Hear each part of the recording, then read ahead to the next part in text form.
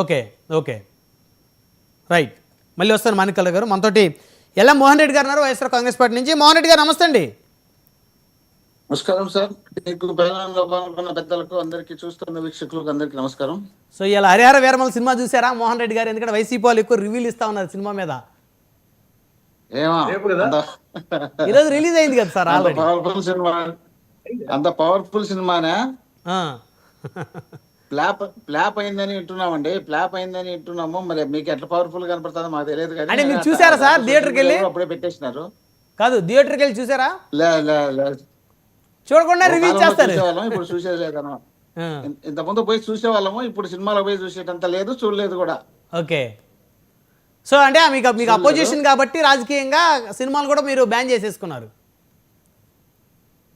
ఆయనని కాదు, ఏ సినిమాలు పోవడం లేదు. అపోజిషన్ కాదు, ఇంకోటి కాదు. నేను మామూలుగా ఫ్యాన్, చిరంజీవి ఫ్యానే నేను. సినిమాలో మాత్రం చిరంజీవి ఫ్యానే. తర్వాత పవన్ కళ్యాణ్ సినిమాలు కూడా చూసేవాడిని. కాకపోతే ఈ మధ్య పవన్ కళ్యాణ్ సినిమాలు చూసి ఉన్ని మతిపోతారని చూడడం లే.